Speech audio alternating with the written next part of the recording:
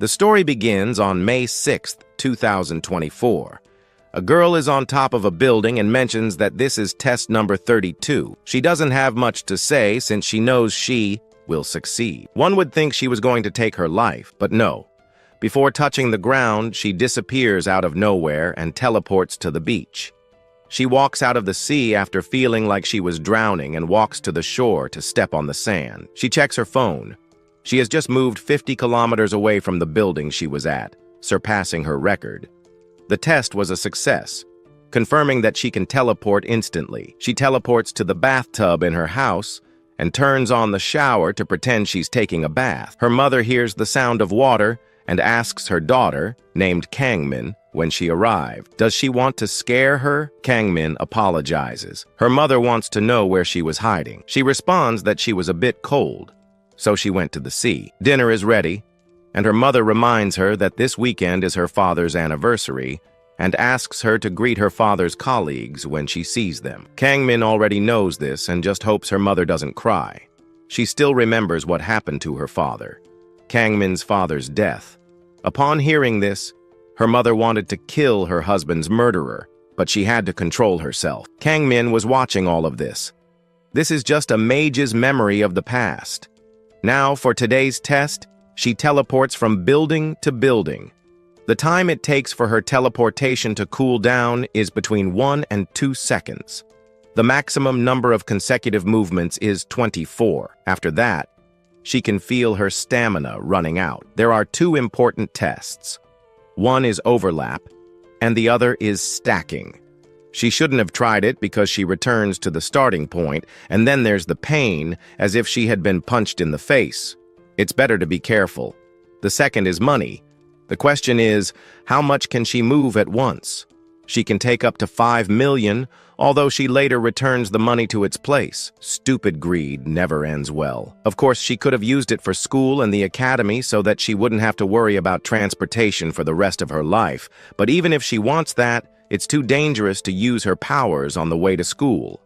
It's a risk, but if she has powers, she can't use them at will. Suddenly, a luxury car almost hits the students.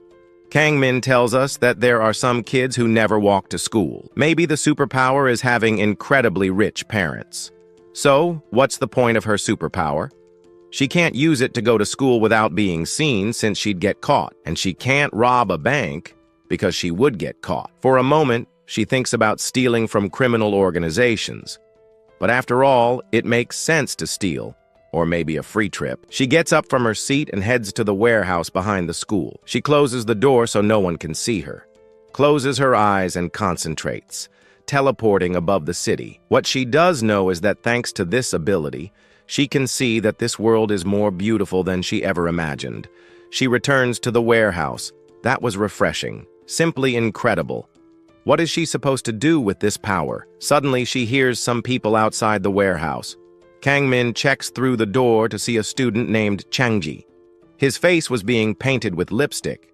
The person accusing him was Lua, the rich girl from the luxury car. Despite having this wonderful world, there's still trash like her. No one dares to say anything just because she's wealthy. Changji couldn't stand this bullying and starts crying. Lua thought that was enough to keep him out of the club. The guy next to them asks them to stop playing with things that don't make money. Right now, he's calculating cryptocurrencies on his phone. The other girl says she's just recording some memories. The blonde guy, on his part, wished to be made up by Lua. It seems Changji isn't entirely treated. Lua starts spraying him with water to remove the shine from his makeup, but she's simply enjoying doing this.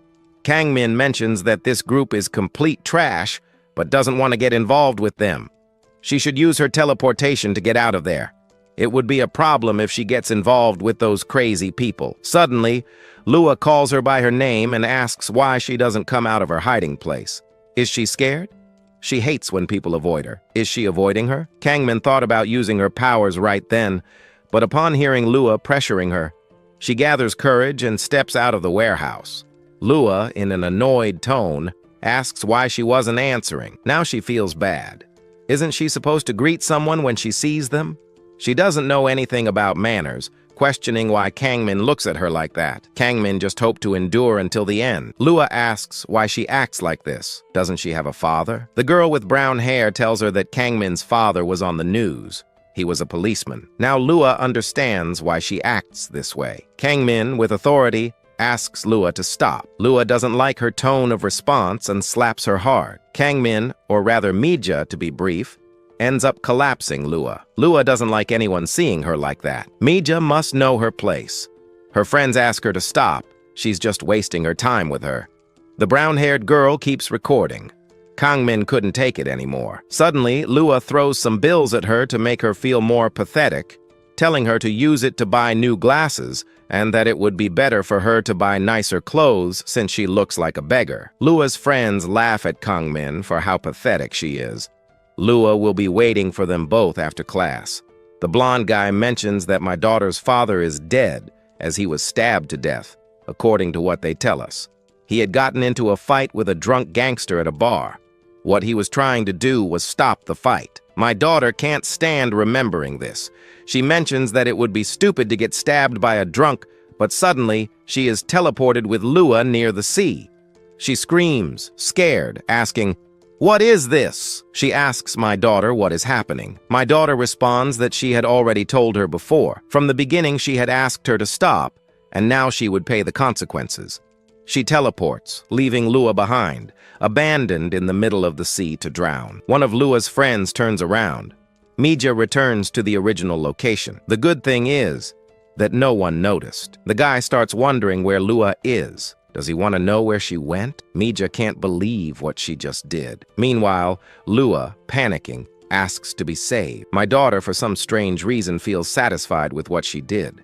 Since Lua didn't know how to swim, she ends up drowning in the sea, and no one will know her whereabouts. Before continuing with the story, we see a memory of my daughter. Her father asks her what she has done. With tears in her eyes, she tells her father that her dog, named Dory, killed her rabbit, and that's why she did what she did. After Dory killed her rabbit, she acted as if nothing had happened, still happy. That's why she simply punished the dog, and she was doing the same thing with Lua. She was punishing her for being a bad person. She deserved to die. We return to the school. My daughter, having returned to the warehouse, asks herself what she has just done. She left Lua in the middle of the sea. Did she kill her? Lua's friends start searching for her. They ask both losers if they've seen her. Didn't anyone see what happened? If no one saw that she teleported, then she can avoid suspicion. Or is that what she already thought? Changi was nearby. Did he see it? She doesn't know. What should she do? Suddenly, the Ruby, being angry, asks Changi if he knows where Lua is. With great strength, he sends him flying into the trash can. The other boy asks his friend, named Gang Wo, to stop, but he couldn't stand being ignored. I want to know where Lua is. Is she going to get mad just because she left? If she keeps causing trouble, the school will end up on the news. Yungo tells Changi to talk. He grabs him by the neck to make him confess. At this rate, Changi will die. My daughter has to save him, but if she uses her powers, they will notice. Should she leave them all in the frame, Malua? That would be fine anyway. They're just trash. Suddenly, a teacher appears and asks them to stop. What are you supposed to be doing inside the school? He scolds Kongya and Connie. Kongi tells the teacher that it's nothing. They were just helping Changi get up. My daughter feels relieved. If the teacher is here, then she can end this now. The teacher asks them to stop making a fuss. Changi's face is bleeding.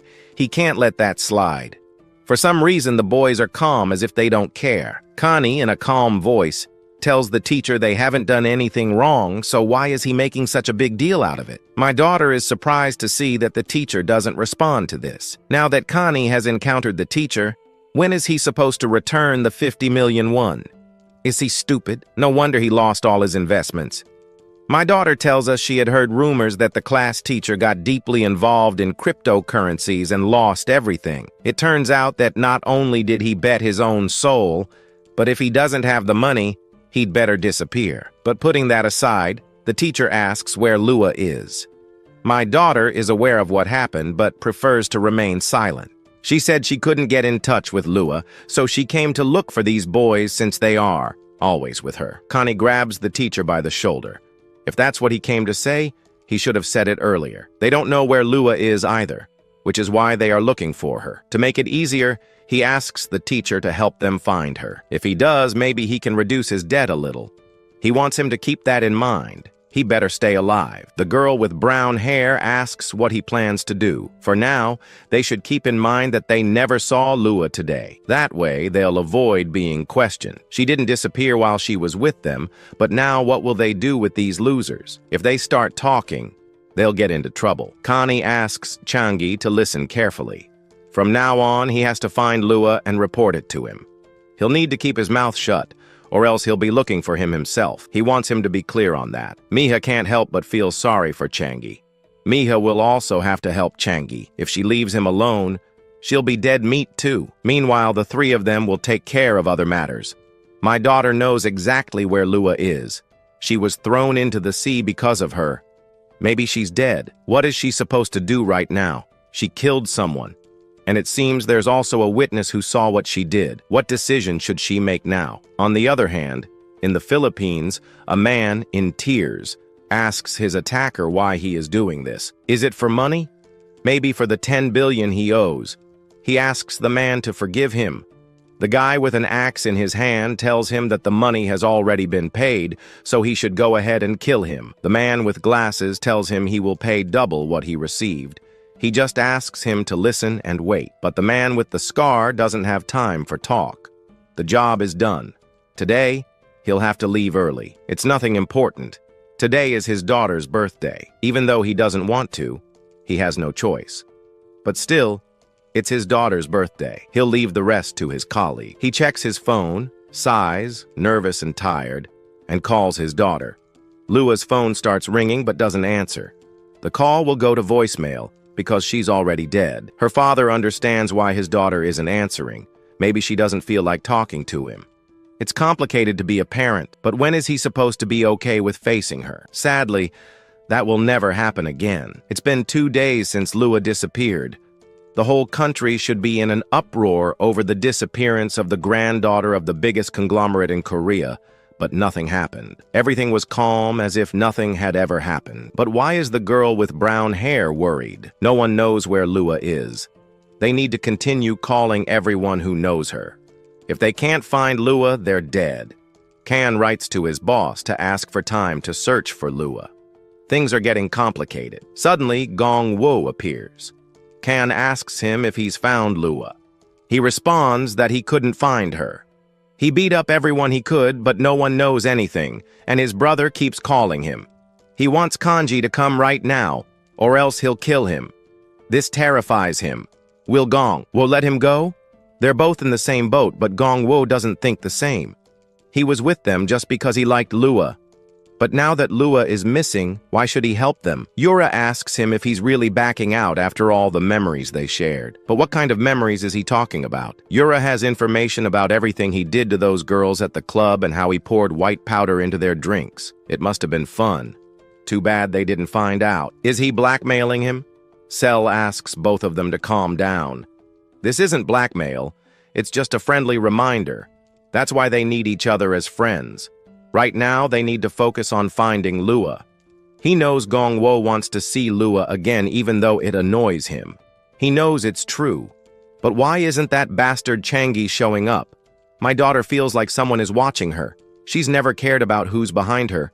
But why does it have to be Changi? If Changi really saw what she did, what should she do? Lua is the heir to the El Hai group, the heir of a world-class conglomerate. She's disappeared. They'll do whatever it takes to find her. If Changi speaks and the group finds out that she was involved, there's no way she'll get out of this unharmed. She has no choice. She calls Changi and asks if he wants to go to an internet cafe. Meanwhile, in the Philippines, Lua's father's colleague calls him. The issue from yesterday has been resolved. It has been officially declared that the target was killed by a rival gang. Mr. James feels grateful, but notices that he's not even paying attention to him. Something's wrong. His daughter, Lua, hasn't updated her Instagram these days. That's strange. There should be a birthday party post. His colleague tells him to wait for his daughter. It's too much. It's no wonder why Lua's father hates him. However, Lua's father doesn't think the same way. He considers this normal, as he's just a worried father. Yesterday, his phone suddenly shut off. His colleague was about to respond to what he said, but at one point, Lua's father tells him to turn left at the next intersection. A car is following them. They don't seem like part of a gang. They need to figure out who they are. He steps on the gas. The car swerves left, and the target enters an alley. The man with black glasses orders his colleagues to block the alley to corner him. A car pulls up to block their way. Another car appears behind them. But there's something they didn't expect. The target just left the car. They need to start surrounding the area without him noticing. Lua's father hits him from above. Another would attack him from behind, but he easily grabs his arm and applies a hold. The other man is pointed at with a gun from behind by Lua's father's colleague. He hits the head of their boss. He realizes that the man is Korean and Filipino. "Do you want to know who the hell they are?" The boss asks Mr. Liso to stop. They were sent by the president to take her with them. Liso, upon hearing this, mentions that the president is his mother-in-law. They came here because they had to inform him that Miss Lua has disappeared in the news.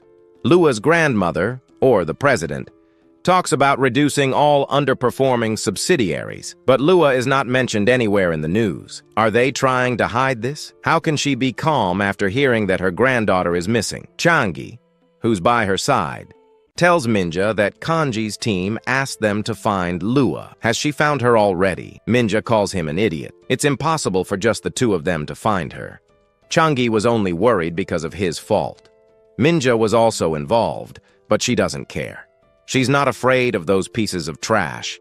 If she's asking this, it's because maybe Changi saw her using his power. But then again, maybe that's not possible, as he was right behind her. But what should she do if he really saw it? For a moment, she thinks about throwing him into the sea as well, but then questions herself. Changi didn't do anything wrong. She tells herself she's not a murderer, but even though she thinks that, she killed Lua and almost killed her friends. There can't be any more murders. She tells Changi to stay with her from now on. A guy like him can get assaulted. She has to keep an eye on him for now. She can't let him reveal the truth. If in any case he saw her using her power, Changi tells her that there's nothing good about being near him. Minja tells him there's nothing to worry about. She will take care of things. It's then that Changi says goodbye. Why did he leave so dramatically? He knows that this is the best option. He's the only one who has to deal with this problem. A breaking news report appears. A stabbing incident just occurred in front of the internet cafe. Where is my daughter? He knows that Changi is in danger. The man causing the trouble starts stabbing everyone in his path. Every innocent citizen is hurt. Changi witnesses this scenario and helps a woman up. The man with the knife realizes that Changi is helping her and is about to stab him too. But before this happens, Minja teleports above them. She's about to crush the man with the knife, but we need to go back a few minutes to understand why she made this decision. She climbed up on a ledge to observe from a distance. She notices that Changi is involved. She sees that he stays to help the citizen and doesn't understand why he isn't running away. But now that she thinks about it, if things keep going this way, if Changi dies, it would be beneficial for her. We return to the same scene from before. She hesitates for a moment and remembers something Lua said earlier. It would be pathetic to lose your life being stabbed by a drunk. My daughter doesn't want to witness something like this for the second time, and she teleports, crushing the man's back. The confused citizens wonder where that girl came from. The man asks her to let go of him. She arrived just in time, but now what should she do? Changi tells her to be careful. The man swings his arm back to cut her face, but within seconds, both of them disappear, leaving the crowd confused. They both teleport upwards into the air. She only goes up without thinking. She needs to get to a place with no people. The man, moving aggressively, cuts her hand, making her palm bleed. She pushes him away when she sees the knife in his hand. It reminds her of the same man who killed her father, where he died miserably by the hands of just some drunk. My daughter. I wasn't going to help the man. I was going to let him die. Trash like him doesn't deserve to keep living. This is a punishment for him to pay for his sins. For my daughter, doing this is the right thing. The man hits his head and crashes to the ground. The crowd is terrified. How is it possible that guy fell from above? The police arrive at the scene. My daughter teleports onto a car. She starts to breathe heavily, exhausted from the situation. She did it again. She just killed someone and has blood on her hand. For my daughter, this can't be possible. She killed someone again, but instead of feeling regretful, she feels satisfied with what she did. The news reports a breaking story. A random stabbing occurred in front of an internet cafe. 4 people were injured, and the suspect who caused it died at the scene. Many know how his death occurred. Someone in a coat appeared and fell onto the suspect. Not only that, the one who took him away fell from the sky out of nowhere. Someone even recorded it on their phone. Video footage was obtained, and it clearly shows how my daughter appeared and took the suspect away. After that, the attacker fell from the sky. Witnesses are being interrogated to gather more information. On the other hand, a man who was watching the news says, "The days have become strange." A killer falls from the sky, and the granddaughter of the ILJ group disappears mysteriously. And that granddaughter is in charge of the money now. All of her cryptocurrencies are blocked at 98%. Rumors of liquidation are spreading everywhere, and I know exactly who made those rumors worse. He explains to Kanji why he invested in kids like him, maybe because of his brother Kongwo. The answer is no, he didn't do it because of the granddaughter of the ILJ group, the first successor. He invested because he trusted Lua. He really thought this time Kanji would run a legitimate business. One of the bodyguards grabs Kanji by the arm, and another grabs Yura by the neck. Kanji asks them to wait a second, but the man won't let him escape so easily. He tells President Wong that he can get his money back. The bodyguard places a golf ball in Kanji's ear. This is his punishment. He hits the ball, hurting Kanji's ear in the process. This is quite shocking, even for Kanieji. 5 billion W slipped from his hands. How the hell do you think you're going to get that back? Hang tells him that Lua manages many businesses and he's still running them. There are businesses that President Wang doesn't know about. If managed well, they could recover all the money in no time. This catches his attention, and he decides to listen. Back with my daughter, we realize it's raining. This is bad. She left her purse inside the internet cafe and can't teleport because she doesn't know the place. Changi calls her and asks if this is her purse. My daughter, somewhat careless, grabs it.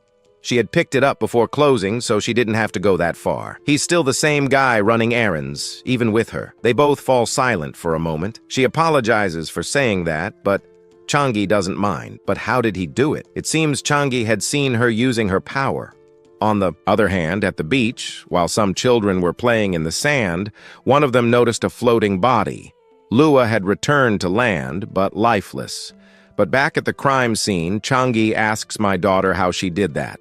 She pretends not to understand what he's saying and responds that she doesn't know what he's talking about. She wants to leave, but Changi doesn't stop following her because he's following her. Changi wanted to ask her if her hand was okay, knowing that she hurt it earlier when she tried to catch the killer. It was her who did it, wasn't it? Just like with Lua. So in the end, she did see it. What will she do now? If she starts talking about it, she will get into trouble. But what person would believe that she already has the ability to teleport in the first place? However, even if she lets it go, now that she thinks about it, that knife contains her blood. The police must have taken it as evidence, and the only person who can connect her to it would be Changi. He's the only one who could expose her. She asks Changi what he plans to do about it. After knowing the truth, she admits it herself. She killed Lua and the guy with the knife, just because they were trash for this world. They didn't deserve to keep living. But more importantly, she doesn't realize how stupid it is. She's standing right in front of a killer who has already killed 2 people. Maybe inside she's screaming, knowing the truth. She grabs his arm,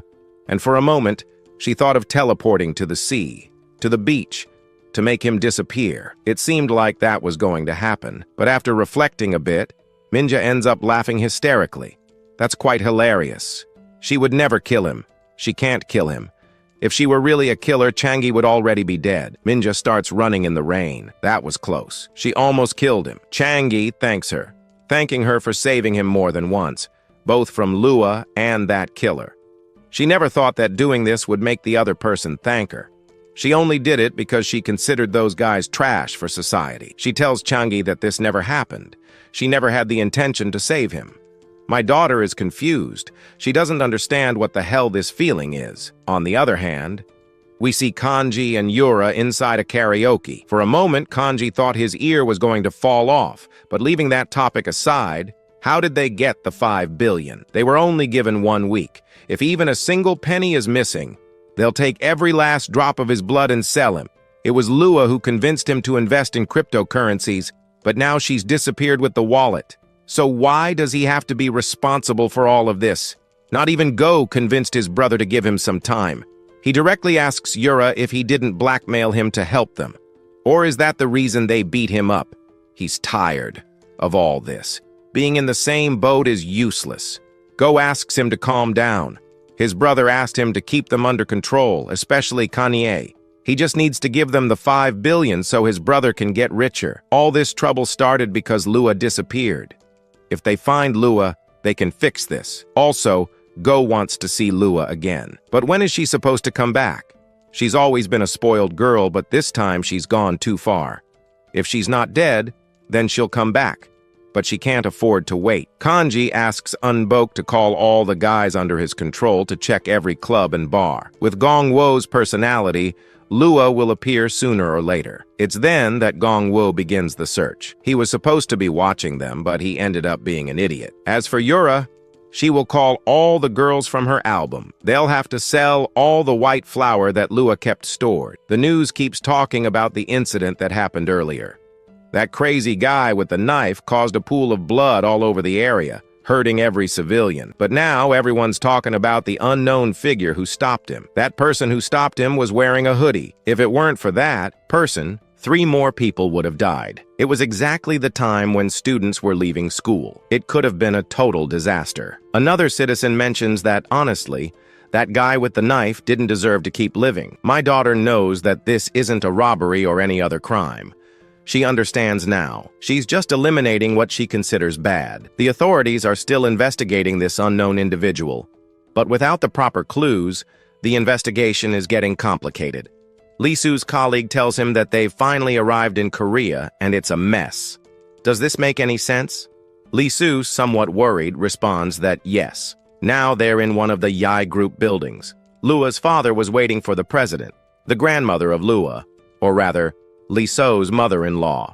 She was crying, but before continuing, we see a small flashback from Lua's father's past.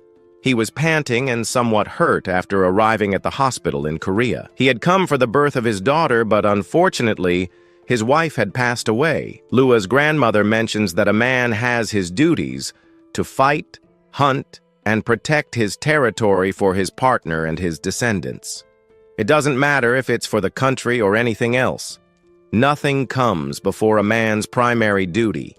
When he made a commitment to his daughter, at least he expected him to fulfill his role as a man. She took note of the baby girl in her arms. She wanted to hug her daughter, but the president asked her to stop. This girl will be called Lua, the granddaughter of her daughter who gave birth to her, and also the heir of the Lai Group, a girl who has nothing to do with trash like her father. Where was he supposed to be when his daughter needed him the most? Where was he when his daughter was born? He's simply the lowest kind of scum. Lua's father cannot tolerate the rage inside him. 16 years have passed since then, since they saw each other for the first and last time. He never expected to see his daughter like this again. Lua's lifeless body was in love. Her father was never present when she was born, when she first went to school, and even at her final moment, her father was never there. The president tells him that she didn't call him to act as Lua's father. As far as she knows, Sohyun is the best assassin in the world, and she asks him to find whoever did this to Lua and bring her their head. Sohyun wants to make something clear. He is not her employee. What he's going to do now is try to be a father for the first time. Lua has been missing for 5 days.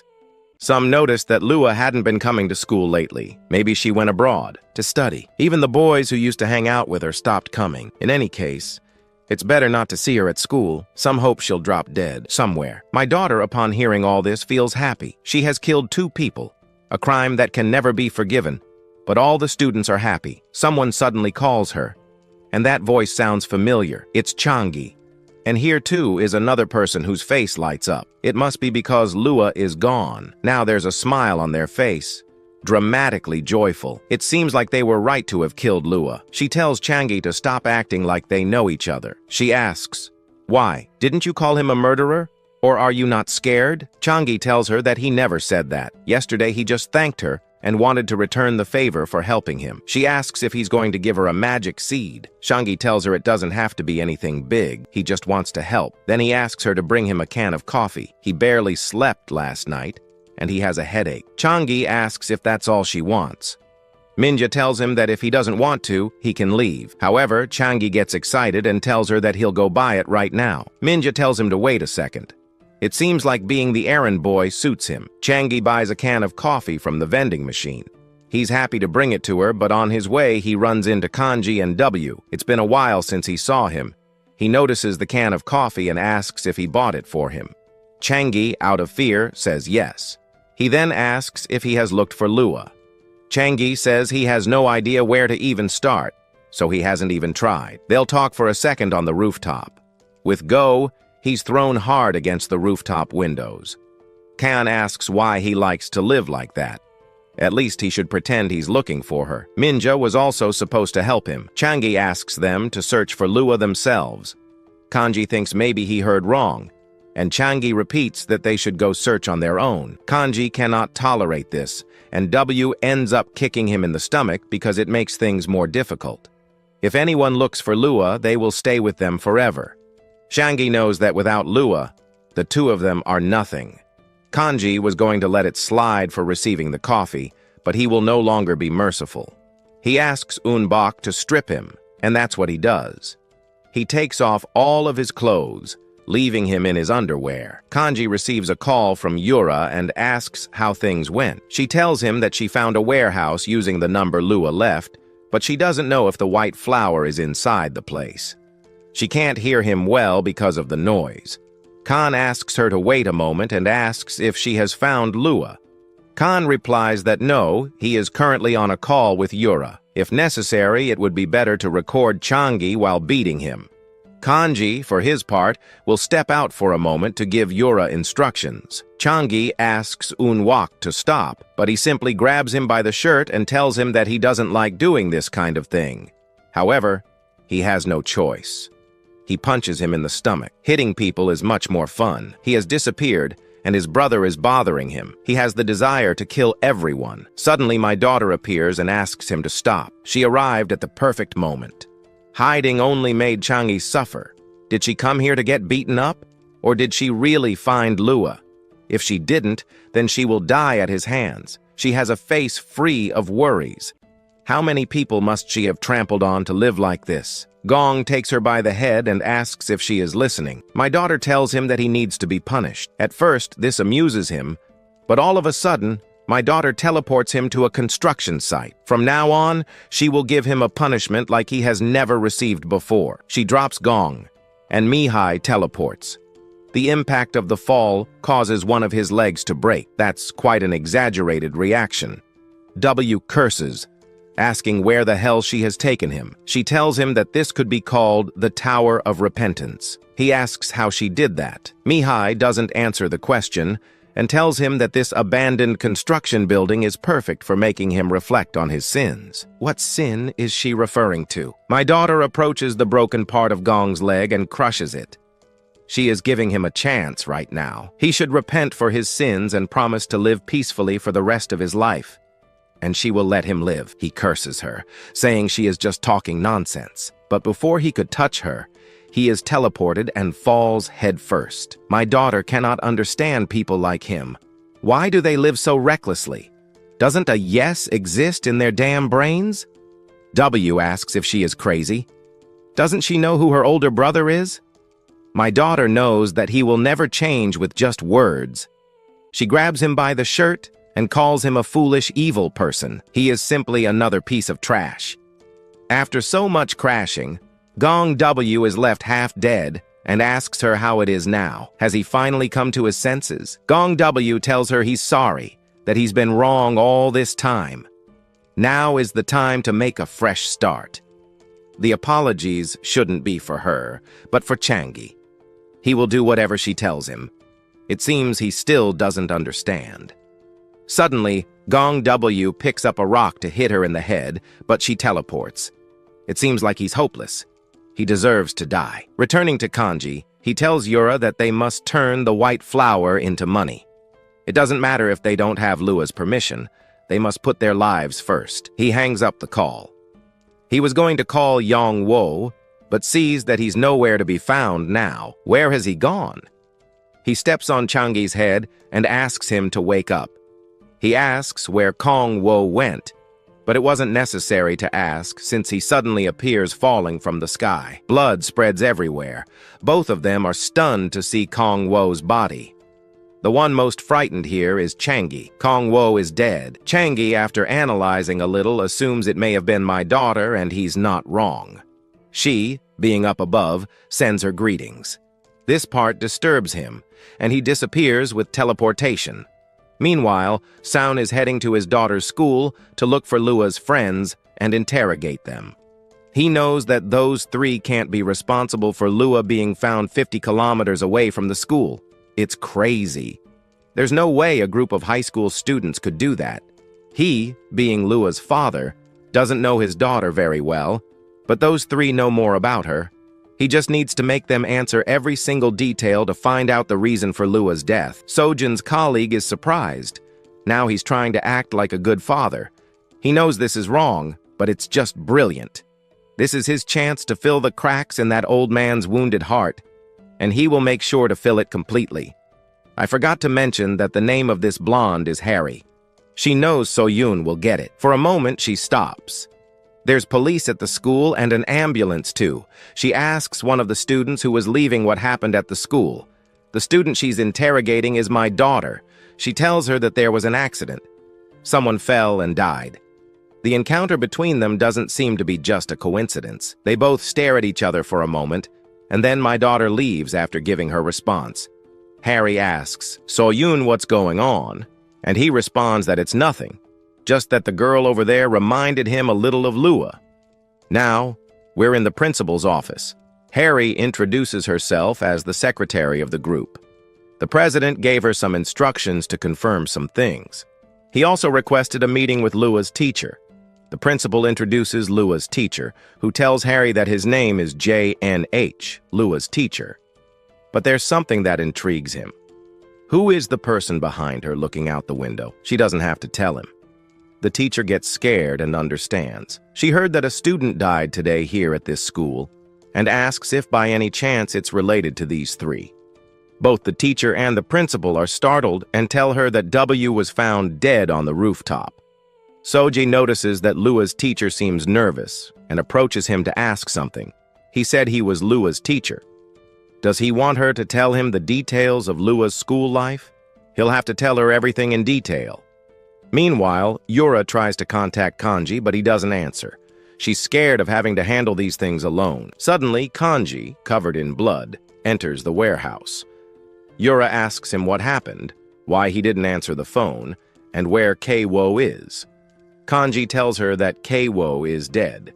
Yura asks how it happened, and Kanji doesn't know. He simply fell from the sky, dead. Yura doesn't understand what he's saying. Kanji also doesn't understand. None of this makes sense to him. He lost all his coins, and now his brother is dead. His boss, Yunong, won't let him go so easily, even if he gives everything here. His brother won't come back. They must pack up all the goods and leave. She asks if they're taking all the flour. She already warned Gonong's group that they were here. Kanji, with a serious voice, tells her to do as he orders, unless she wants to die. His phone is ringing. Kanji pulls out the suitcase where he was keeping all the flour, but suddenly, someone appears at his hideout. He can't believe that some simple students have a rental warehouse in this place. Kanji asks how she found this place. Yura apologizes. They told her that she didn't have to pay her debt if she told them the hideout. She curses her. But in that brief moment, her head is slammed to the floor by a blow from Song. How dare she hit a woman? Was she trying to scam him? He told her he'd return the money and waited for so long. Kanji tells her he was about to pay her. Yeon Seong felt that the men from Kong had found the goods. These students are pretty crazy. They might have more than 5 billion W. A high school student carrying flour worth 5 billion W. Suddenly, Gon Seong receives a call from a detective working with him. He's informed that Go suffered an accident. Kanji is scared and Seong hangs up the call. He needs to go to the hospital right now, back up the goods, and lock up these two guys. Yura asks him to wait a minute. She doesn't know anything. She just found out that Ji-Wo is dead. Gon asks her how she knows that Ji-Wo is dead. Kanji asks her not to open her mouth. Yura becomes nervous and confesses that she only knows because Kanji told her. Gon Seong strikes her to the ground again, lifts her head, and asks if she killed him. Is that why she was trying to escape? Kanji tells him that he never tried to do that. Gon Seong demands that she answer correctly unless she wants to die. Kanji asks to know who killed him. Gon Seong asks who, and meanwhile, at Shangi's house, he is washing his face. His grandmother asks if he's home, and he answers that he is. His grandmother heard that someone at his school has died and asks if Shangi is okay. She wants to know if nothing happened to him. In order not to worry his grandmother, Shangi says he's fine, but what he doesn't know is that my daughter was watching him from the roof of a house across the street. We get a brief flashback of Lua's grandmother. The president's driver tells her they will soon arrive at Lua's school, but this would mean delaying lunch with the other economic leaders. The president doesn't mind making them wait. We learn that the president's name is Lahoon. She hadn't accompanied her lovely granddaughter to school for a long time. Lua, on her part, turns her gaze away as she's upset. The car almost hits some students. Lua's grandmother asks if she's still angry, and Lua replies that she doesn't know. It's just that suddenly, her grandmother says she will close the deal she was making with her friends, and that's why she feels this way. When her grandmother hears about the deal Lua mentions, she doesn't believe that playing with cryptocurrencies and hanging out with mentally unstable people is a business. Lua responds that's why it's fun. When you put a little money in front of her friends, their eyes shine, and they follow her like puppies. Her grandmother tells her that's why Lua needs to learn more. There are too many things in this world that cannot be moved by money or profit alone. Some things far exceed all of that, just like her mother. Sometimes the grandmother sees her mother's eyes in Lua, the night her mother left, when neither love nor logic worked. She had that dark look in her eyes. Lua, unknowingly, hugs her grandmother and says that she's already having fun thanks to her. But she's different from her mom. She will never betray her. The president, lost in her memories, opens her eyes. Her driver tells her they've arrived, and Sojun confronts her and asks if she knew about Lua's life at school. The president tells her that Lua is her only granddaughter and that she can't abandon her, despite everything Lua has done. Sojin tells her that these weren't things a normal high school student would do. How the hell did Lua live her whole life? The president says nothing happened, which enrages Sojun, as she hears how Lua's grandmother doesn't even care about the direction of her life. Lua had perfect control over everything. At just 17 years old, she was a girl with the talent to reign above all.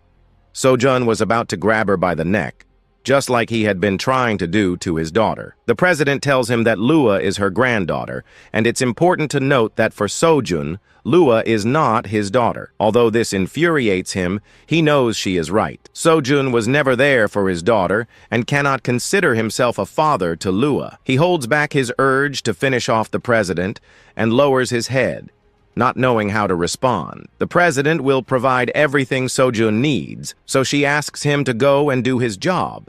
He must find out who killed Lua. Meanwhile, Chan tells his grandmother he's going to school. His grandmother asks if he is really okay, since she sees him wearing a mask. Changi tells her that everything is fine, and that it's better for her to go inside and rest because tonight she'll have to work too. He says goodbye to his grandmother and tells her he's leaving. His grandmother asks him to be honest, but Changi repeats that he's really fine. He leaves his house, looking a bit exhausted. It seems the wounds left by Gugo won't heal easily. Suddenly, my daughter appears behind him and asks where he got hurt. Changi is surprised and she asks why he's acting that way. Did he do something wrong? Changi asks how she got here, and she says she used her power, just like yesterday when she took Changi home. With this ability, doesn't he remember? Changi only remembers that incident from yesterday and feels a bit dizzy. He vomits on the way back to his house. Emja hands him some tissues, and Changi thanks her, but then he changes the subject. He asks if Guango died yesterday. Emja answers that yes, it's true. Isn't that good? Changji is speechless. Without Lua and Guango, that gang of idiots is finished. Now no one will bother Changi. My daughter feels no remorse for killing both of them, and Changi can see it in her smile. He asks her not to cause more deaths. My daughter replies that she didn't intend to kill them. She gave them a chance, but they caused their own deaths by not choosing their own fate correctly. In the end, Guango received a punishment, and it reminded her of her father. At that moment, her father was a police officer who was killed by bad people. People who live without reflecting, following their desires, and who fear no punishment at all. If only they had received proper punishment earlier, Lua wouldn't have grown up that way. Sojin mentions that Lua became like that because, as her father, he wasn't there for her. How many people like that are there in this city? People who hold grudges for their children? Harry says that among them must be the one who killed his daughter. He will definitely find those scum who killed his daughter, and Lua will search for all the bad people in this world to kill them. Both of them had different goals. On the school roof, someone asks if that was Gunwoo. Another comments that Lua stopped coming, and now Gunwoo is gone. Gi, Han and Yu-Ra were also absent today. A voice hesitates to say something. Nearby, a student suggests that maybe it's good that he left. Another student agrees, wishing the rest of them would leave too. The mood at school is better now, they say. On her cell phone, Min-Ah watches Polyhula, a public investigator. She is in front of the house of a convicted criminal. Polly explains that he angered the entire nation 10 years ago.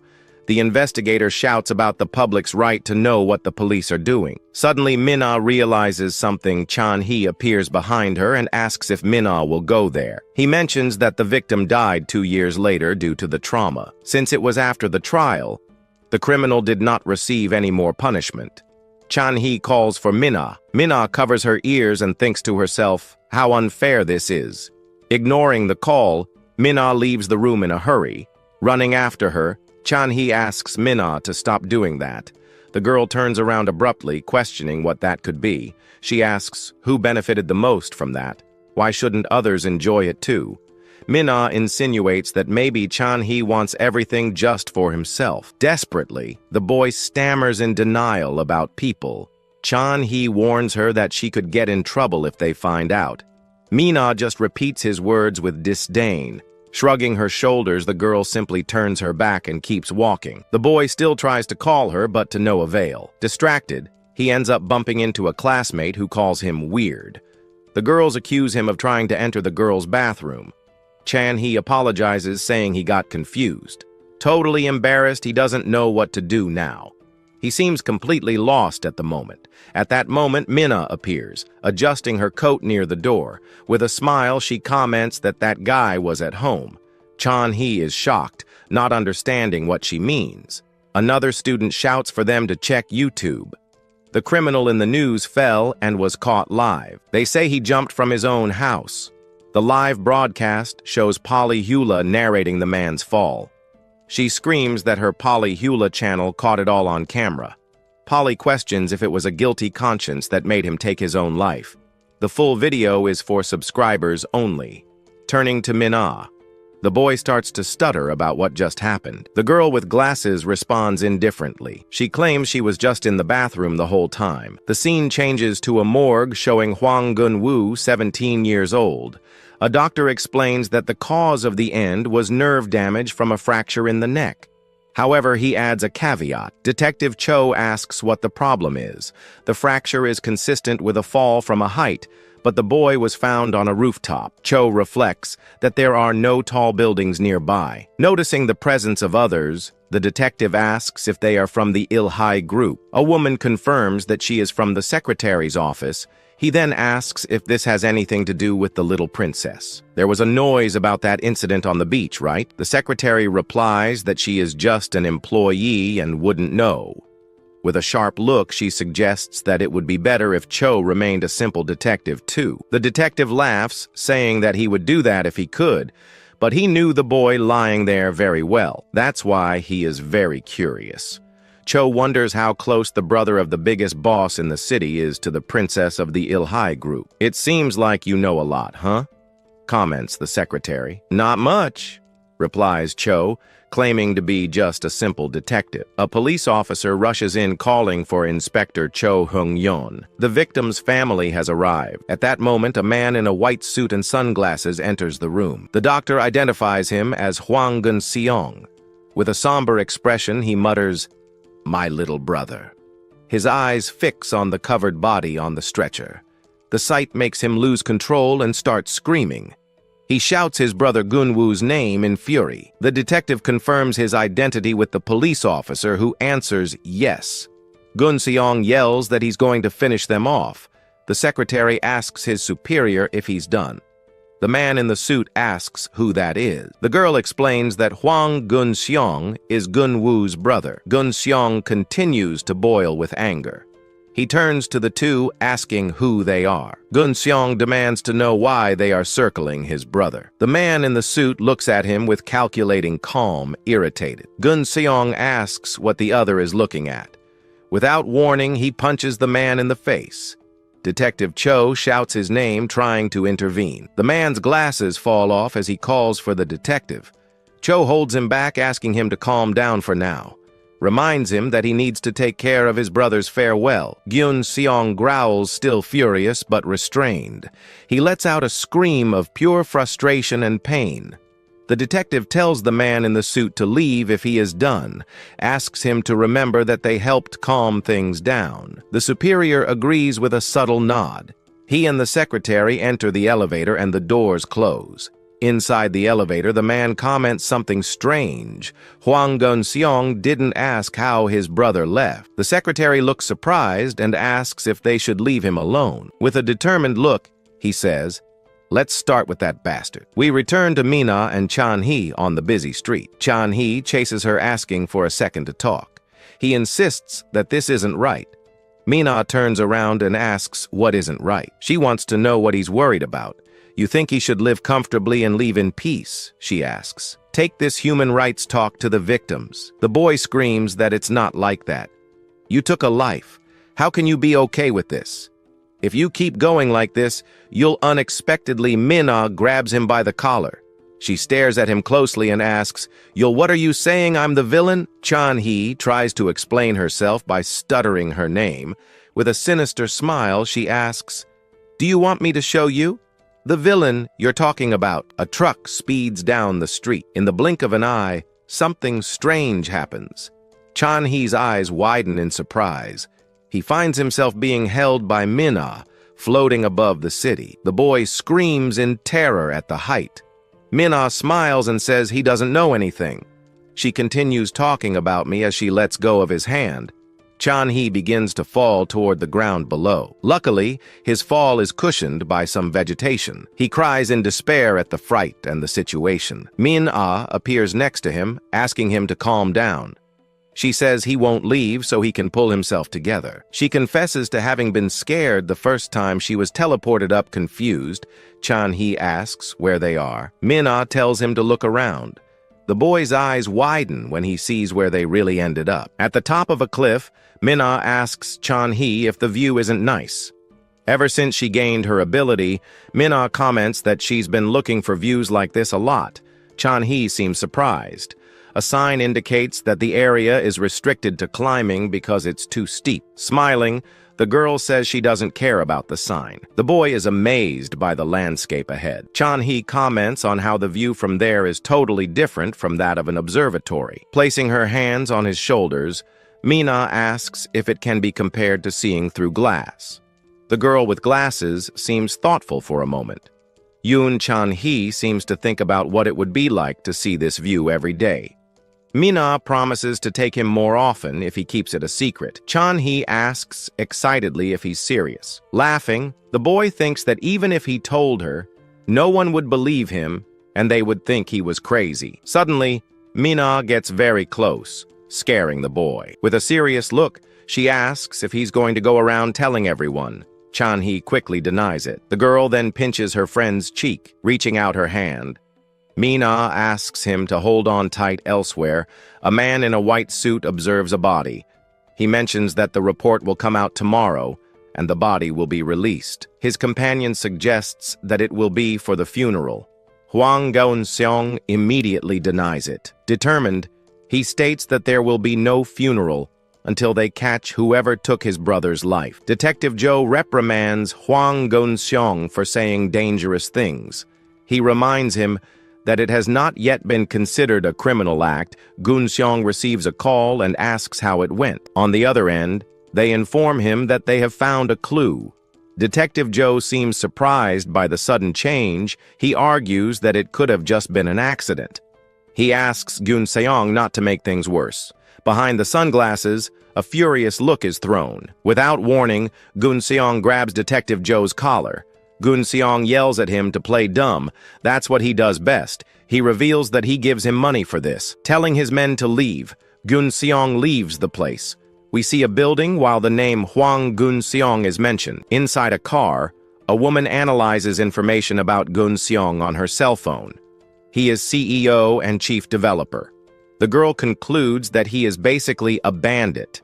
She questions why someone like that is connected to Lua, and if she chose the wrong friends. The man with the binoculars answers his senpai that it is not that simple. Apparently, Lua is the key to Hwang Geun-seong's coin business.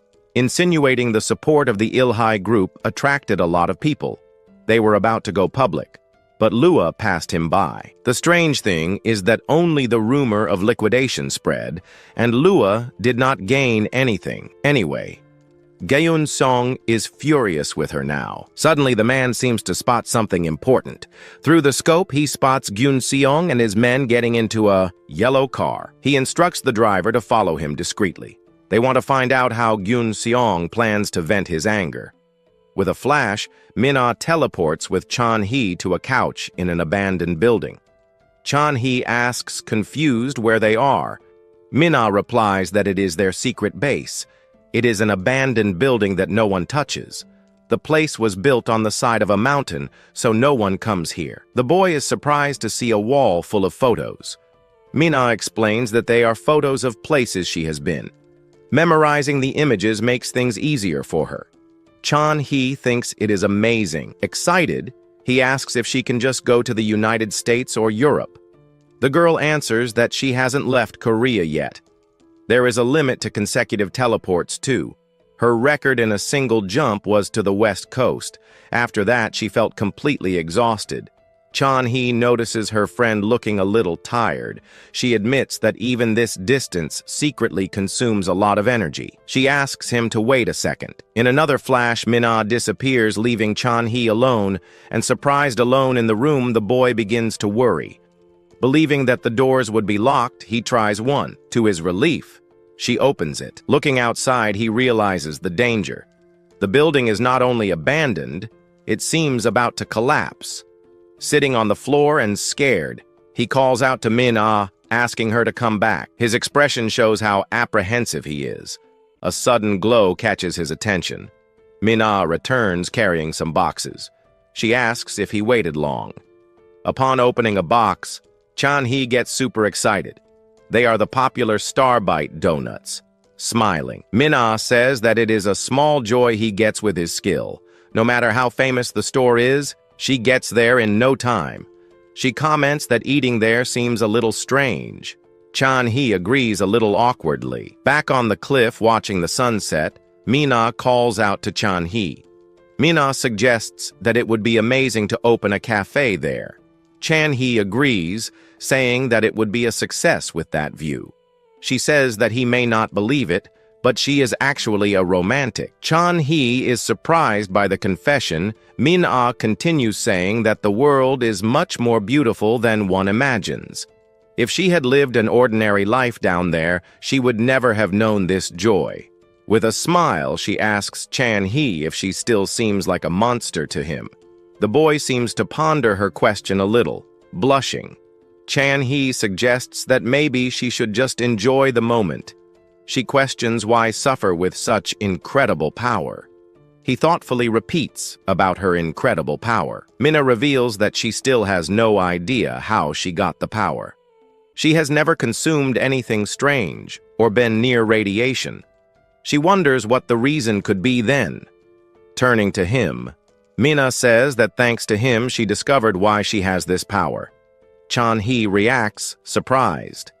She begins to explain that saving him 3 times was part of finding this reason.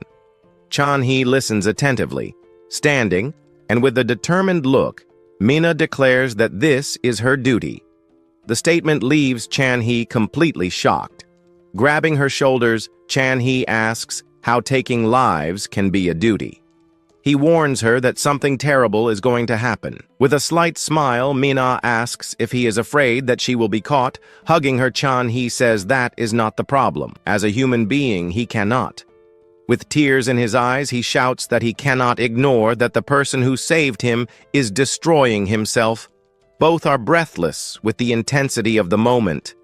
Mina comments that he is ridiculously kind. A slight smile appears on her face as she thinks she knew. With a sincere smile, the girl concludes that it was the right decision to have saved him, patting the boy on the shoulder. The girl gives in, saying, "It's okay," since he's talking like that, smiling. The girl promises, "I won't take lives." The boy's face lights up with relief and happiness.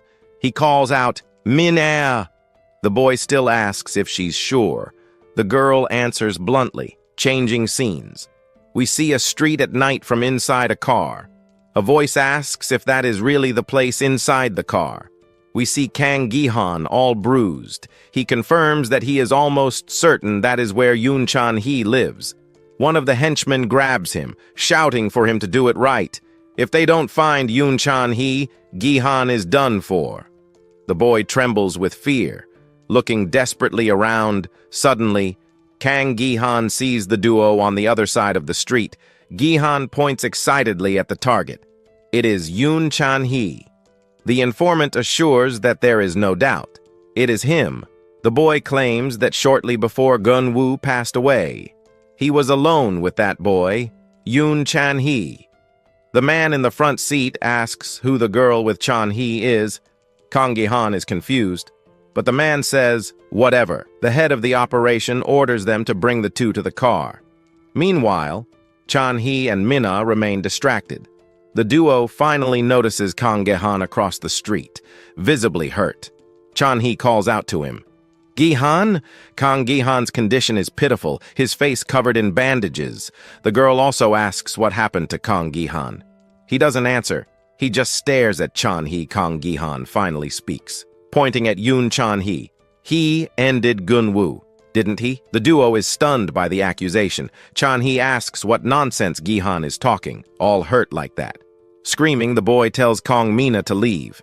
He accuses Yoon Chan-hee of being the one to blame for Gun-woo's departure and says he was almost erased with it. Shocked, Chan-hee denies the accusations. He retorts by saying that he was the one who almost went to a better place. Pointing the finger, the boy blames Chan-hee. She screams that if it weren't for him, none of this would have happened on the roof. With an expression of despair, Chan-hee finds the accusation ridiculous. The girl with glasses approaches and can't stand to hear it anymore. She calls the injured boy trash. Irritated, the boy asks if he should throw her out too. His expression is one of surprise and anger. With a cold look, the girl mentions the name Rua. Suddenly, a hand activates a shock device. A brute appears behind the two students with the taser. Both are paralyzed with fright. The big guy holds the device on the protagonist who receives the shock. She calls out to him in surprise, but he is already falling. During the night, a car approaches an isolated building. Some people wait outside. A group of henchmen welcomes the boss who has just arrived. They inform him that the requested young people are upstairs. Wearing sunglasses, the boss orders maximum security on site. His men promptly obey. In the darkness, only muffled sounds can be heard. One of the henchmen notices that the captive is waking up. The other tells him to leave him alone for now. She wakes up disoriented with a very sore head. He tries to understand what happened. Thugs surround the girl tied to a chair. One tells him that the boss has arrived and orders them to bring the other boy tied and gagged. The girl Chan-hee wonders where she is. She seems worried about the boy named Yoon.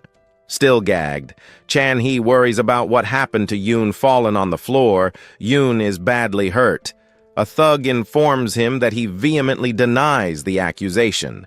The boss looks imposingly at Yoon, who has fallen at his feet. Removing his glasses, the boss questions Yoon's denial. The boss addresses the boy, now called Gihan, and asks what happened at that moment. Hearing the name, the girl, Chan-hee, reacts. She thinks about Kang Gihan. The man claims to know his brother Gyunwoo well. He admits that he could be an idiot. However, he would never lose to a weakling like Gihan, who has fallen there. A thug lifts Gihan up, demanding an immediate answer. The boy sniffs in fear. Desperate Gihan shouts that it was him. Gihan accuses the girl Chan-hee directly. He claims that she was the last person with Gunwoo and knocked him out. The girl struggles, trying to deny it muffledly. She thinks how Gihan is a wretch. Unexpectedly, Chan-hee confesses through the gag that it was her. A hand grabs Gihan's hair tightly. The boss suspends Gihan by the hair. He asks if the boy was present when his brother passed away. The boss's gaze is cold and calculating as he waits for the answer. Frightened, Gihan stutters, confirming that he was. With a subtle smile, the boss asks Gihan to tell honestly. He says he wants to know the truth as Gyunwoo's brother Gihan remains silent, hesitantly sweating cold. Without warning, the boss lands a powerful caress on Gihan's belly. Gihan feels the impact hard, spitting out some broth tied up. Chan-hee thinks she can't use her ability. Her head seems to buzz non-stop. The boss grabs Gihan again, who begs him to stop. Another strong caress is given to Gihan. Chan-hee reacts worriedly. Seeing the scene, Chan-hee begs in a muffled voice for them to stop. The boss gives Gihan another caress, calling him a wretch. He asks if he's joking. Furious, the boss shouts that his brother left right in front of Gihan's eyes. Another powerful caress is given. The boss demands to know why Gihan has no answers. Gihan's face receives a violent impact, spreading more red broth. The boss orders the girl's blindfold to be removed. Gihan is on the floor, unconscious. Chan-hee's eyes reveal themselves as the blindfold is removed. She focuses on Gihan on the floor, covered in red broth. Gihan's condition is pitiful, completely injured. Chan-hee, tied to the chair, watches Gihan lying and injured on the floor. A close-up shows Gihan's punished face. Chan-hee's gaze is intense, even with the gag. One of the henchmen informs the boss that the girl knows where Rua is. The boss then turns to Chan-hee. Chan-hee gasps and thinks the man is asking about his brother. With a dark expression, the boss apologizes. The boss holds the girl's face, repeating the apology.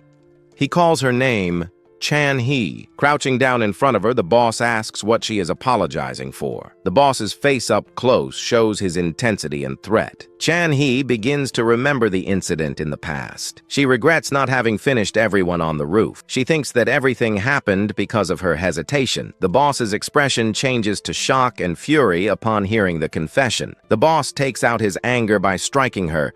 Chan-hee's eyes glow brightly, suggesting an activation of power. The boy is suddenly shocked, even tied up. Chan-hee goes through the man's body. Everyone, including the henchman and Gihan, is stunned by the scene. The boss is thrown back by the impact, breaking the chair in the process. The scene is pure chaos, with the boss flying through the air. Chan-hee lands on the ground, still with the ropes but free from the broken chair. The extra screams, feeling the impact of the unexpected blow. The henchmen run to help the fallen boss. They ask if he is okay without understanding anything. Gihan watches the scene, completely shocked and confused. The girl, Chan-hee, is kneeling on the floor with her head untied. Chan-hee's gaze is now cold and determined. Downstairs, other henchmen hear a loud noise. One asks his colleague if he heard the explosion. The other confirms. The two men exchange suspicious glances at the noise. At that moment, a man and a woman arrive at the entrance. The man announces that they have come to see CEO Hwang Gyun-song. With a scar on his face, the man asks if the CEO is inside. With full force, a man is hit in the face. In an alley, a man in a suit knocks down an attacker and other gang members approach. The newcomer warns that he knows about the presence of Hwang Gyun-song and only wants to talk. He then asks which floor the target is on. One of the thugs calls him irrational and asks if he would cooperate in such a situation. Surrounded by the aggressors, the man is asked who he is.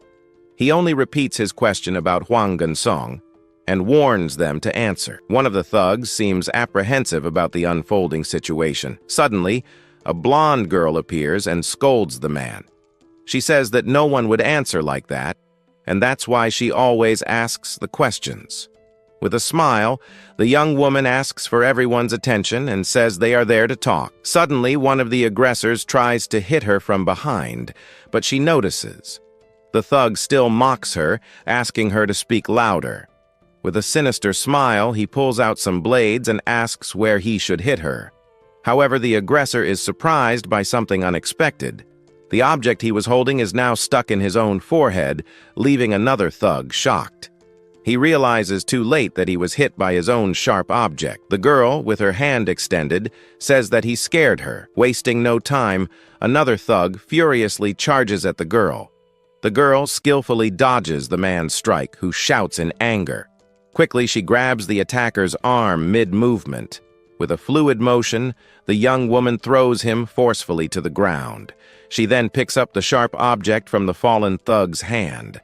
The man screams in pain from the violent impact of the fall. The blonde questions him about his rude words and tells him to keep talking. While the man mutters something, the girl says she can't hear him. The young woman then remembers that she should be the one asking the question instead of acting like a bully in front of her superior. She places the object in the thug's mouth and demands an answer so he doesn't embarrass her anymore. Suddenly, one of the aggressors jumps from above to attack the girl by surprise. Sensing the danger, the man in the suit acts quickly and pushes the girl. He protects her with his body and looks at her, concerned about the situation. Around them, several thugs are on the ground and a lot of broth is scattered on the floor. The man in the suit seems surprised by something and looks up. Two more aggressors are seen falling from above toward the group. His face shows shock at the unbelievable scene unfolding. He shields himself as the bodies hit the ground with full force. The place now has more injured aggressors, and the man wonders what is happening. He questions what could be going on upstairs to cause this. Meanwhile, upstairs, a young man with blue hair looks very frightened. He is cornered by several bullies armed with baseball bats. The leader of the group, wearing a mask, wonders what the noise was and where the other accomplices went. He notices that the young student seems to have done something strange, like a different blink. The boy's eyes glow with a mysterious energy, and he mutters something. Instantly, one of the aggressors is thrown far away by the student's power. Another bully also flies through the air, leaving the leader perplexed at the sight. The masked man shouts without understanding what is happening as the young man kneels down, exhausted. The blue-haired boy seems to feel pain and a strong dizziness after using his power. With a nosebleed, he complains that his head feels like it's going to explode from pain. He wonders if he used his ability too much, since he usually can handle more times without rest. Then he sees Mina. His gaze fills with concern and determination upon seeing his friend. On the floor, a boy named Shan-hee is badly hurt, and the student shouts his name desperately. The young man runs to Chan-hee and asks if he's okay and can get up. Chan-hee replies that he doesn't know. And again, the cycle of violence begins with a brutal blow to someone's face. Looking at his injured friend, the young man panics at the amount of broth and says they need to get to a hospital quickly. While holding Chan-hee, he thinks he doesn't know any nearby hospital, but decides to get out of there and use his teleportation until he finds one. With Chan-hee on his back, he assures him that he's going to save him, but a tattooed man approaches from behind with bad intentions. Without warning, the aggressor strikes. A powerful blow hits the face of the blue-haired boy. The student feels the impact, and more broth runs down from his head. as his eyes show shock. Even on the ground, the tattooed man continues to assault the young man with brutality. Surprised, the thug asks what that little punk did to him because he feels something strange. Lying on the ground, the blue-haired boy groans in pain, feeling the injuries.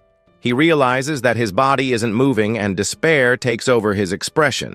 The tattooed man considers the possibility of a head injury in the boy and thinks he needs to use his abilities. Grabbing the student's arm and holding a bat, he says he has a question before the boy sleeps forever. The aggressor asks if it's true what the young man said about his brother and if he really took care of the relative. The blue-haired boy remains on the ground, seeming too weak to react. With a serious expression, the tattooed man insists on the question about his brother. Tears run down the student's face and the thug mocks, asking if he cried faster than expected. The tattooed man's eyes shine with intense fury, and he prepares to attack. He raises the bat over the fallen boy and declares he's going to proceed with the attack. At that moment, the student focuses his thoughts and tries to activate his special ability. With a desperate face, he mentally begs for his power to work. The boy's eyes shine with an intense red light, indicating that his ability has been activated. However, the attacker's bat comes down violently, hitting Chan-hee, who was on top of his friend. The impact is direct to Chan-hee's head, and a lot of broth spreads around the place. Desperate, the blue-haired boy screams his friend's name with all his strength. With his last strength, Chan-hee asks his friend to run and wonders why that is happening. Before losing consciousness, he murmurs for his friend to get out of there and save himself. Chan-hee lies motionless on the ground with a large amount of broth around him. The student looks at his friend with an expression of pure devastation and sadness. Unable to hold back the pain, tears stream from his eyes as he looks at Chan-hee. A strange light seems to emanate from Chan-hee's fallen body. The tattooed man is surprised because his arm, which was holding the bat, begins to glow. Driven by anger and pain, the blue-haired boy jumps toward the attacker. The thug tries to hit him with the bat, but the student moves with surprising speed. With a scream of fury, the boy charges for the final attack. He delivers a powerful blow to the tattooed man, who feels the impact of the energy. After the attack, the young man feels a sharp pain and his body seems to give in. He falls to the ground, exhausted and wounded after using all his energy. The tattooed man is also on the ground, and another thug approaches, asking what happened and mentioning the others who were attacked. The thug informs the boss about the other bodies that are scattered around the place. The tattooed leader looks up and tells the subordinate to wait a moment. He realizes that the blue-haired boy, although badly injured, is still alive.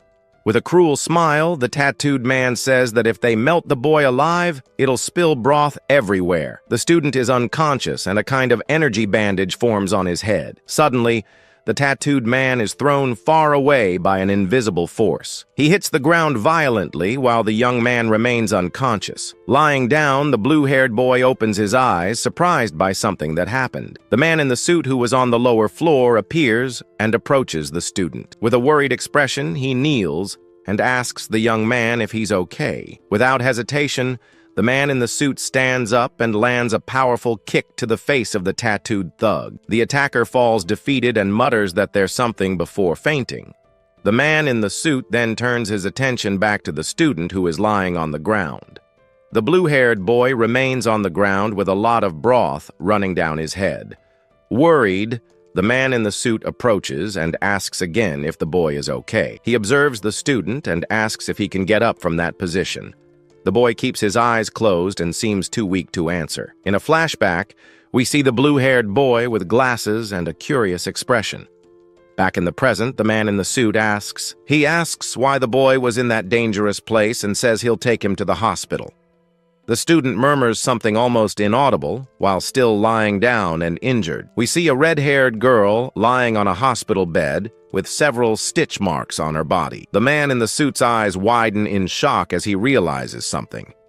The tattooed thug he thought was defeated stands up screaming and charges to attack. With a quick movement, the man in the suit dodges the attacker's punch. He counterattacks and knocks the thug down with a precise blow. The tattooed man hits the ground hard, and the impact is visible. The man in the suit looks at the fallen aggressor and seems surprised by his endurance. Getting up with difficulty, the thug grabs his neck, and the man in the suit comments that he thought he had broken it. He notices the opponent's physique is more robust than expected. With a confident smile, the man in the suit says it'll be satisfying to defeat him after so long. The tattooed thug recognizes him and asks if he's not the one who was hiding in the hospital, calling him a fool. He asks the man in the suit to wait because he wants to ask something about his brother's death. The man in the suit's eyes show a growing fury at the mention. Without giving a chance to talk, he advances and attacks the thug with a sequence of strikes. The tattooed man tries to fight back, but is hit directly by a powerful punch. The man in the suit comments that the thug was pretending to talk just to launch a surprise attack and that a bully remains a bully. The aggressor screams in pain and prepares a desperate counterattack. He throws a punch, but the man in the suit blocks it with ease. The thug is surprised by his opponent's strength and skill. The man in the suit admits that the thug's punch is decent, but he's still a bully for using it to hurt girls. With a precise blow, he hits the thug's chin, and the man feels the impact. Then he sweeps the thug's legs, knocking him down. The man in the suit finishes with a strong strike to the face of the fallen thug. The aggressor is stunned by the sequence of blows, and the man in the suit asks what's wrong and if it's his first time getting beat up. With an air of superiority, the man in the suit observes the injured thug. The tattooed man groans in pain and seems nearly unconscious.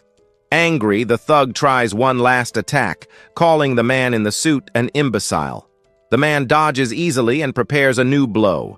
He grabs the attacker's arm and twists it, leaving him in a vulnerable position. With a swift move, he lands a powerful hit on the thug. The tattooed man screams in pain from the impact. The man in the suit looks at him and tells him to stop whining like a baby. He delivers a final blow to the thug's head, who falls unconscious. The attacker is completely defeated and motionless on the ground. With a serious expression, the man in the suit tells the thug not to die yet because he has a lot to ask. The blonde girl arrives, running up the stairs, calling for her superior. She informs him that she contacted the company and they'll handle the site cleanup. The man in the suit picks up the blue-haired boy in his arms, and the girl says she also called for medical personnel. Carrying the student, he observes the other injured people, and the girl comments that there are many serious injuries. The blue-haired boy seems to be waking up and sighs faintly. The man in the suit tries to wake him and asks his name. With difficulty, the boy manages to say his name is Kang Mina and asks who he is. The man in the suit asks if he's conscious and introduces himself. He identifies himself as a police officer and assures him he'll take him to the hospital immediately, asking him to stay awake. Still in the officer's arms, Kang Mina asks, surprised, if he's really a cop. From somewhere distant, a boy in a school uniform screams desperately. He calls out for Mina, showing great concern and fear. Kang Mina tries to say something, but her voice comes out weak and hesitant. With tears in her eyes, she looks at the officer and asks if he is her father. The man looks at her with a confused and surprised expression at the unexpected question. In a memory, we see the red-haired girl injured and with tears streaming down her face. She seems to agree with something. The officer hugs Kang Mina and says that Daddy will save her. They arrive at Ilhai University Hospital, a large and modern building. A heart monitor beeps, showing a patient's vital signs. Kang Mina is lying in a hospital bed with several bandages and looking weak.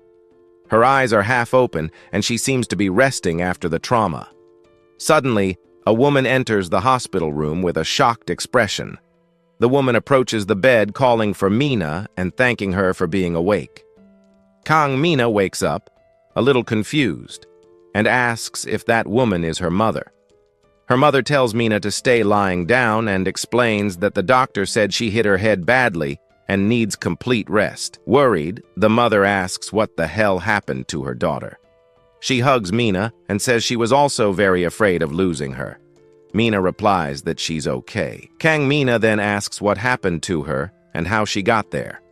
Her face shows confusion and slight amnesia about recent events. Suddenly, she remembers Chan-hee and urgently asks her mother about him. The mother responds that she doesn't know who that is. Desperate, Kang Mina screams Chan-hee's name and explains that he was the boy who was with her. The police officer enters the room and informs her that Chan-hee is in the intensive care unit. Kang Mina looks at the officer with a shocked expression and deep concern for her friend's condition. The man in the suit looks at her with a serious and somewhat enigmatic expression. The woman says she has no time to waste and will get straight to the point with the guy kneeling on the floor. She then says that The woman says she has no time to waste and will get straight to the point with the guy kneeling on the floor.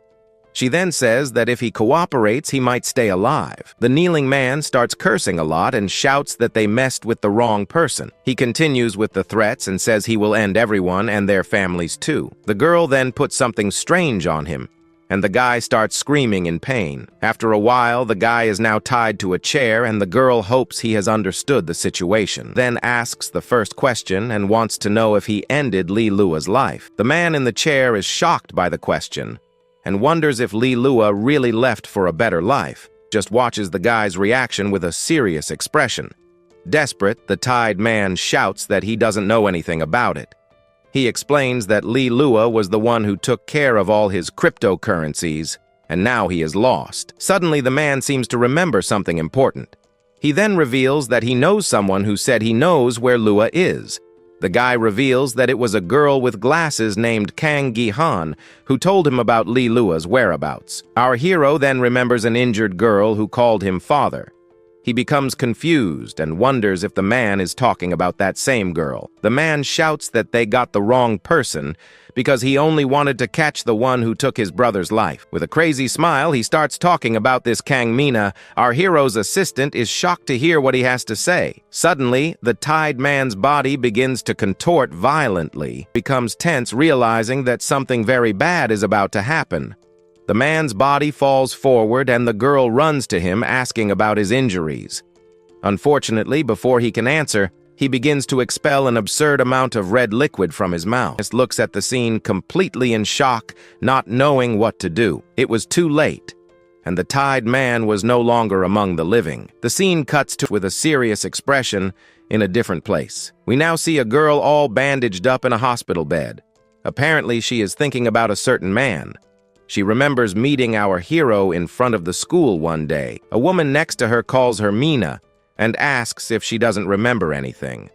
Her mother seems very worried about the girl's lack of memory. She points and says that he was the one who saved her from the kidnappers. The man looks a little embarrassed and says that he only took her out of there after she fainted. The mother is immensely grateful to our hero for his kindness in saving her daughter. He continues by saying that all the kidnappers were arrested and that they don't need to worry. Mina is surprised to hear that the criminals were arrested. She remembers 2 people falling and wonders if no one really died that day. He prepares to interrogate her and says that he needs to ask her some questions. Before he can continue, Mina interrupts him and asks about a certain Chan-hee. She screams in despair and says that she needs to know what happened to her friend. The scene then shows the boy in a hospital bed completely unconscious. Mina and her mother observe the boy's condition through a window. The protagonist explains that the boy is in a coma and they don't know when he will wake up. He continues and says that there is a chance that the boy will never wake up. The girl starts to blame herself and says that everything is her fault for not doing things right. She thinks that if everyone had died in that place, none of this would have happened. Guilt consumes her as she continues to look at her unconscious friend. Suddenly, a lady appears running and crying towards them. Mina seems to know the lady and is surprised to see her there. The woman, who is probably the boy's grandmother, asks if they caught the culprit behind all of this. The boy's grandmother grabs and asks why they did that to her grandson. Crying, she wonders what the poor boy did wrong to deserve that end. Our hero tries to comfort the lady, who still doesn't understand the reason for everything. Watching the scene, Mina seems to feel guilty for everything that happened to her friend. She stands there wondering why all of that happened to Chan-hee. Suddenly, the girl starts to pant and seems to be having an anxiety attack. Mina then falls to the floor, and her mother screams for a doctor while the hero looks on worriedly. Sometime later, we see Mina back in her hospital bed looking calmer. Her mother approaches worriedly and asks if she is feeling better now. Protagonist interferes and says that she is not in a position to answer questions. The girl remains quiet on the bed with a blank expression on her face. The man then says he is leaving, and Mina's mother offers him a coffee as a thank you. He politely declines, and the woman asks him to wait. Just a moment. Alone in the room, the girl remains sitting on the bed, completely devastated by the situation. Suddenly, Mina calls for the detective, making him stop before leaving the room. She then wants to know what happened to those responsible for all of that. With a serious look, she asks if the culprit was simply arrested by the police. Our hero remains silent for a moment when he sees the girl's intensity. He then turns to her and reveals that the culprit for everything is already dead. The protagonist reassures her and tells her that she doesn't need to be afraid of anything anymore. A quick flashback shows our hero putting an end to the man being interrogated. Upon hearing the news, the girl begins to tremble and remains unresponsive on the bed. The hero tells her not to feel guilty because the man was the scum of society. He ends by saying that the criminal simply received the punishment he deserved. The word punishment reminds us of a moment when she was covered in blood. In the memory, we see her crying and saying that she was the one who punished someone. Returning to the present, the hero tells her not to worry because he will take care of everything. He states that punishing those responsible is his job and no one else's. Mina looks up at the man still processing everything he has just said. With tears in her eyes, the girl thanks for everything he has done. The scene then cuts to the outside of the Ilhai University Hospital. Outside, his assistant asks what his next steps will be in the investigation. She reminds him that Huang and his entire gang at the location are no longer alive. Replies that the case is not over yet, and the bodies may hold clues. We return to Mina, who is now in the room next to her friend in a coma. With a sad expression, she observes the boy and whispers his name. The boy remains unconscious, and only the sound of the monitors fills the room. Elsewhere, a man with an angry face orders someone to find the moon. We see that the one receiving the orders is a student who accuses him of something terrible. Back in the hospital room, Mina now seems to have made an important decision. She remembers the school bullies and the hero's words about punishment. She tells herself that there are still some who haven't received their punishment. Looking at her unconscious friend, the girl makes a promise to him. With a confident look, she swears that this time she won't make any mistakes.